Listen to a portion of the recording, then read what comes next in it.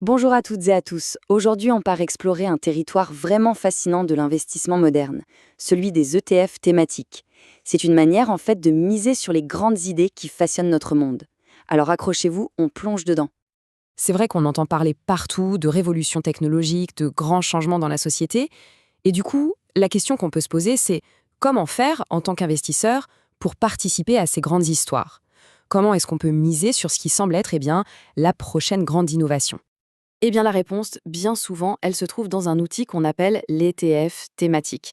Il faut voir ça un peu comme une carte très spécialisée. Au lieu d'acheter une carte du monde entier, là on achète la carte d'une région bien précise qui nous intéresse.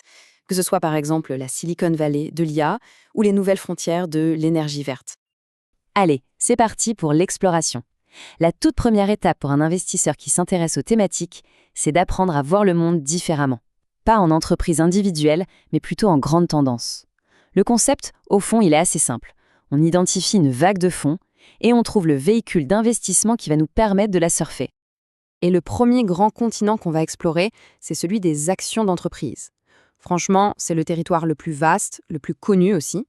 C'est là qu'on va trouver la plus grande diversité de thèmes qui couvrent à peu près tous les secteurs imaginables de l'économie mondiale. Et bien sûr, par quoi commencer d'autre que le moteur de l'innovation, la technologie.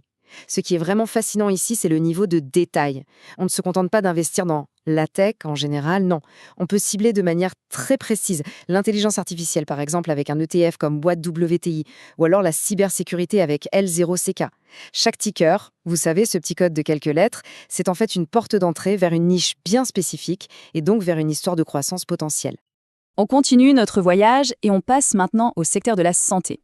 C'est un autre univers en pleine expansion.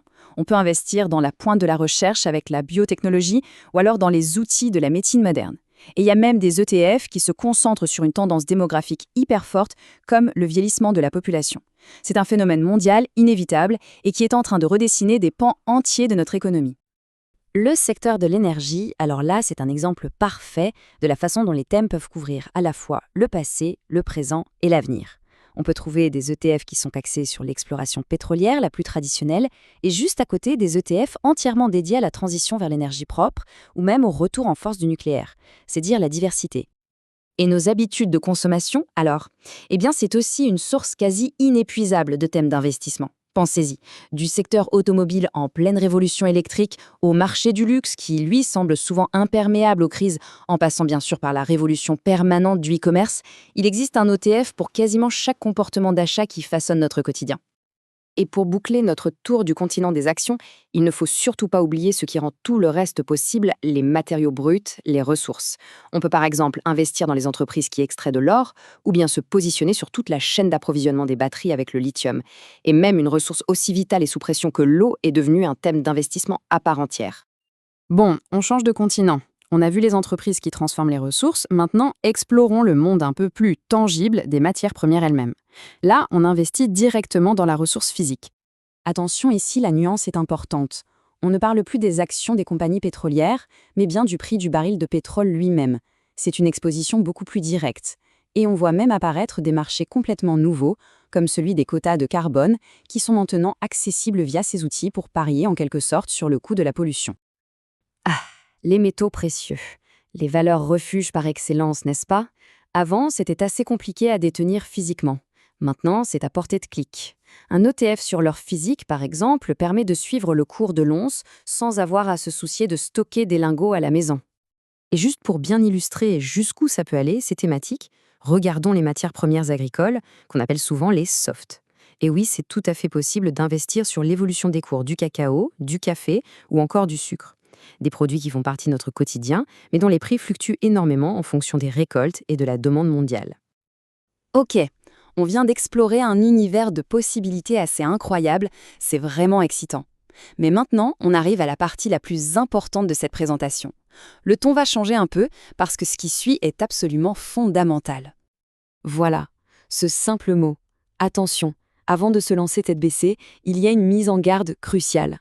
C'est un peu comme un explorateur qui, avant de s'enfoncer dans une jungle inconnue, vérifie et revérifie sa boussole, ses réserves d'eau, ses cartes. C'est une étape qui n'est tout simplement pas négociable. Et voici la règle d'or qui vient directement de notre source. Je la lis.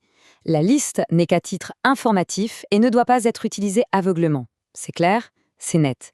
La liste de possibilités qu'on a vue, c'est une carte, ce n'est pas un itinéraire tout tracé. L'utiliser sans réfléchir serait une très grave erreur. Alors concrètement, ça veut dire quoi? Qu'est-ce qu'il faut faire? Premièrement, mener ses propres recherches, c'est la base. Deuxièmement, vérifier les détails techniques. Combien ça coûte en frais? Quelle est la liquidité, c'est-à-dire est-ce que c'est facile de l'acheter ou de le vendre rapidement? Et surtout, le point le plus crucial, il faut regarder ce qu'il y a à l'intérieur de la boîte. Parce que deux ETF qui portent le même nom, disons cybersécurité, peuvent contenir des entreprises totalement différentes. L'un peut être plein de géants bien établis, alors que l'autre sera rempli de jeunes startups beaucoup plus risquées. Il faut donc comprendre précisément ce qu'on est en train d'acheter. Maintenant qu'on a bien posé cet avertissement essentiel, voyons comment on peut intégrer ces outils de manière intelligente. Parce que le but du jeu, ce n'est pas de tout miser sur une seule idée, aussi séduisante soit-elle. Cette image-là, elle illustre parfaitement la bonne approche. Un portefeuille d'investissement solide, ça a un cœur, un noyau qui est très stable et super diversifié. Pensez par exemple à un ETF qui suit l'économie mondiale. Et les ETF thématiques, eux, ce sont les satellites qui tournent autour. Ce sont des positions plus petites, beaucoup plus ciblées, qui viennent ajouter un potentiel de croissance spécifique, mais qui amènent aussi un risque plus élevé. L'idée clé, c'est qu'ils complètent le noyau, ils ne le remplacent jamais. Et on termine donc avec cette question qui invite à la réflexion. Quelle tendance façonnera l'avenir et comment peut-on l'intégrer judicieusement dans une stratégie d'investissement? Les ETF thématiques, c'est clair, offrent des outils puissants pour investir dans nos convictions sur l'avenir. Mais la vraie compétence, elle ne réside pas seulement dans le choix de la bonne tendance. Elle réside surtout dans la sagesse de l'intégrer de manière réfléchie et prudente dans une stratégie globale. Et c'est là en fait que se trouve le véritable défi pour l'investisseur.